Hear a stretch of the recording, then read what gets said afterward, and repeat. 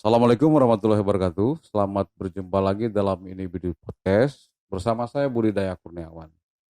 Hari ini kita akan bicara banyak tentang Sep 100, walaupun dalam bentuk yang berbeda. Pada tanggal 3 September 2020, PT MCM yang mendapatkan konsesi pertambangan batubara di Pegunungan Meratus mengajukan peninjauan kembali ke Mahkamah Agung. Hal ini tentu merupakan kejadian baru dalam perjuangan Sep 100.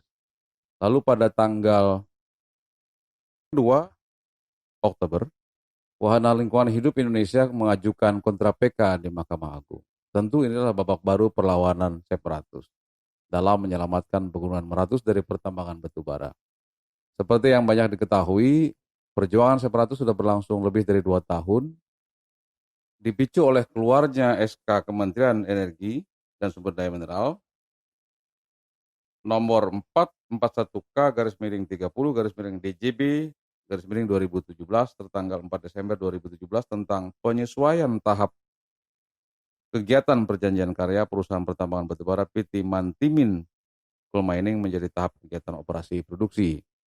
SK ini kemudian memicu perlawanan banyak orang, banyak lembaga, dan di banyak tempat terhadap SK Kementerian. Konsolidasi dilakukan oleh banyak masyarakat di Hulu Sungai Tengah dan masyarakat di Kalsel maupun di daerah lain. Konsolidasi dan perlawanan ini kemudian bersambung dengan gugatan yang dilakukan oleh Walhi Kalsel di Pengadilan Tata Usaha Negara di Jakarta. Persidangan berlangsung cukup lama dan berkali-kali. Lalu kemudian keputusan pada tingkat pertama adalah NO, dalam arti keputusan tidak jelas juga sih sebenarnya apakah dia menang dan kalah, semacam seri kalau pertandingan sepak bola. Lalu kemudian persidangan berlanjut terus-menerus. Lalu kemudian Mahkamah Agung mengabulkan kasasi yang disampaikan oleh Walhi Kalsel. Namun keputusan itu kemudian dilawan lagi oleh PT MCM dengan mengajukan PK. Dan kemudian Walhi mengajukan kontra PK.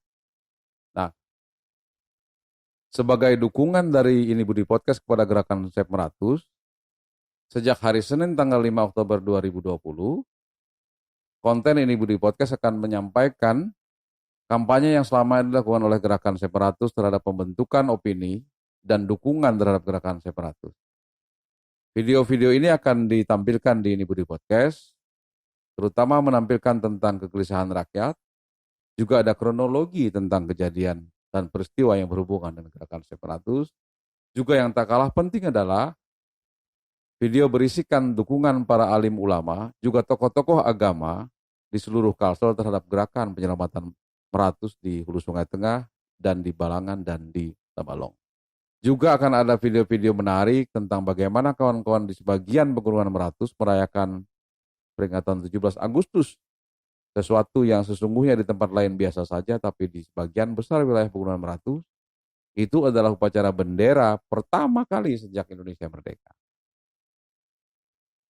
Upacara bendera ini tidak sekedar upacara bendera 17 Agustus memperingati hari ulang tahun kemerdekaan Republik Indonesia, tapi menunjukkan bahwa bagaimanapun perlakuan negara kepada kawan-kawan di Pegunungan Meratus, kecintaan terhadap Republik ini tidak pernah pupus.